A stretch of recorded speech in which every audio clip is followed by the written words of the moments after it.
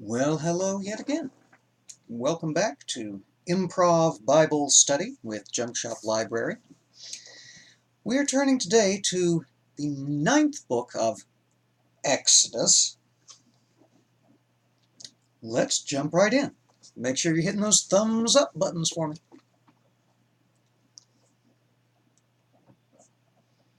Then the Lord said unto Moses, Go in unto Pharaoh, and tell him, Thus saith the Lord God of the Hebrews, Let my people go, that they may serve me. For if thou refuse to let them go, and will hold them still, behold, the hand of the Lord is upon thy cattle which is in the field, upon the horses, upon the asses, upon the camels, upon the oxen, and upon the sheep. There shall be a very grievous murrain. And the Lord shall sever between the cattle of Israel and the cattle of Egypt, and there shall nothing die of all that is the children's of Israel. And the Lord appointed a set time, saying, Tomorrow the Lord shall do this thing in the land. And the Lord did that thing on the morrow, and all the cattle of Egypt died, but of the cattle of the children of Israel died not one.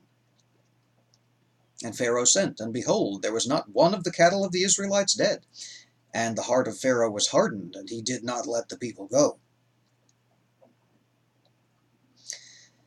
And the Lord said unto Moses and unto Aaron, Take to you handfuls of ashes of the furnace, and let Moses sprinkle it toward the heaven in the sight of Pharaoh.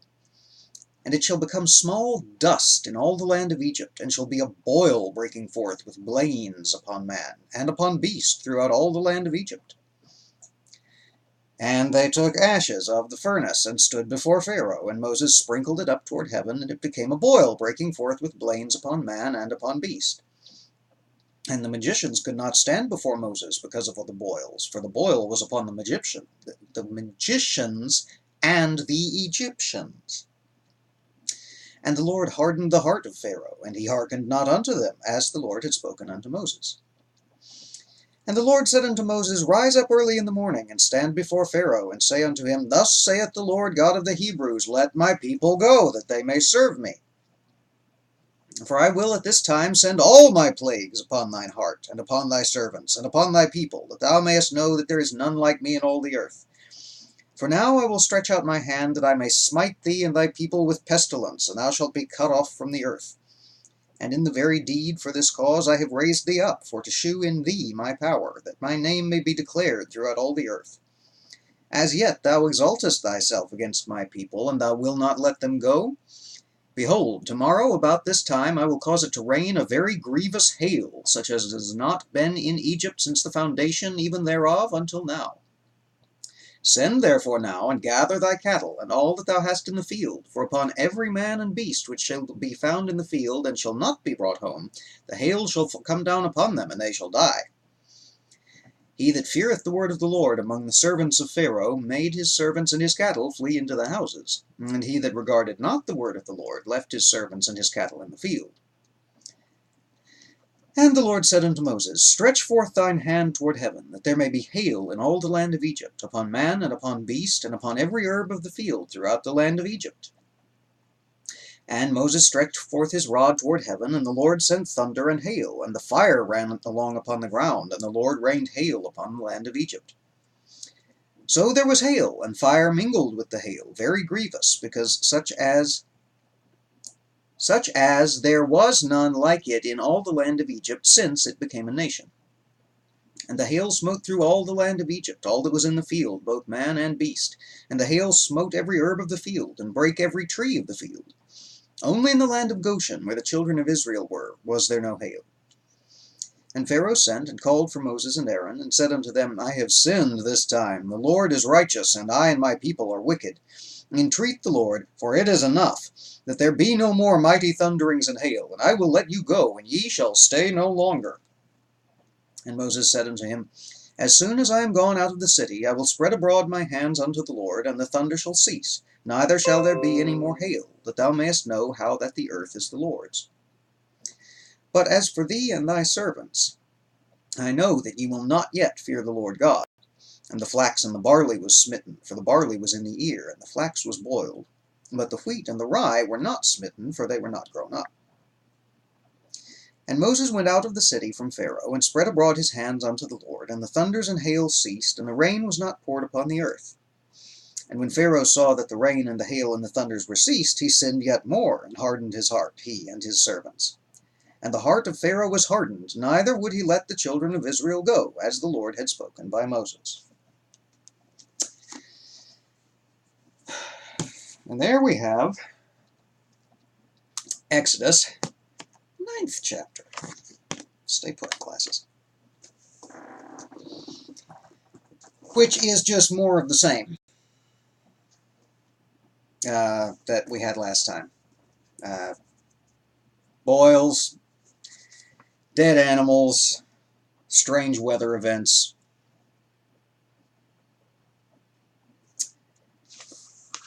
There's this weirdness when God gives the warning about the hail, having just killed all the livestock that are in all the land of Egypt, except in Goshen province. And he tells Moses to warn everybody in the land, said, you better bring your servants and your field workers and your beasts of burden inside, because it's going to storm real hard, and it's going to kill anybody that's out there. What animals? Because if you remember, when the pestilence came,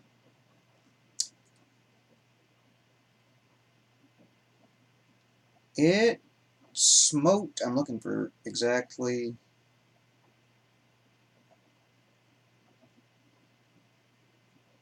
am I losing my mind? I thought, oh yes, cattle. All the cattle shall die, verse 4. All the cattle of Egypt died, and the horses, and the asses, and the camels, and the oxen, and the sheep. So what are these beasts of the field that are being brought in from the field out there? Unless it's the Egyptians ones, but no, but there wasn't hail in Goshen.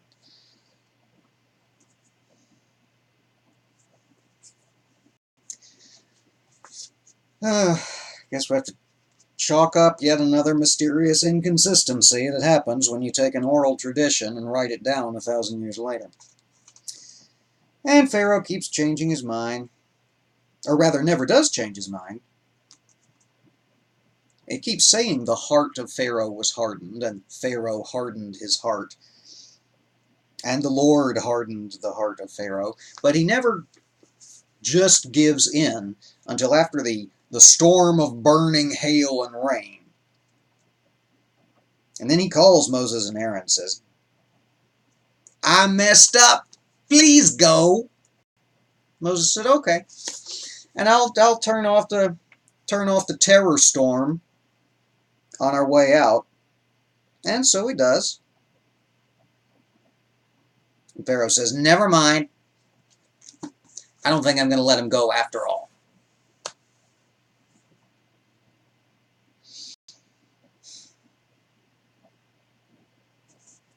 I know a lot of people, at times, myself included, have in the past gotten a little bent out of shape discussing the pharaonic hardening of heart. And I don't know enough about the history of the translation of the text to be able to comment. But at least in the King James, it seems to make a distinction several times between times when the heart hardening was done from without by God, and times when it just sort of happened of its own accord. And I'm sure there's some fascinating and extremely dry scholarly papers out there talking about that. That might be a fun research project sometime.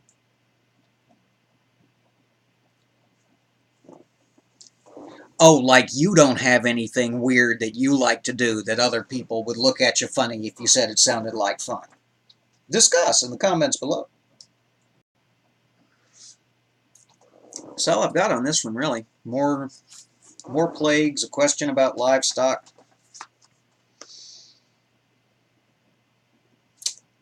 That's it.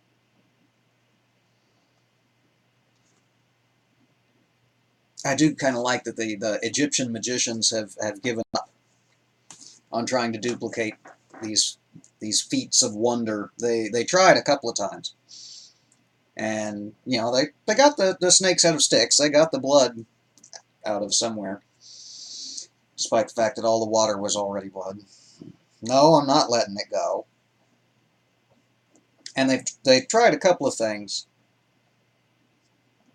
They tried, I think, was it the frogs and flies or frogs and lice or something like that, and didn't get any results, and they haven't even tried the rest of them. Now they're inside hiding because they're all covered in boils like everybody else.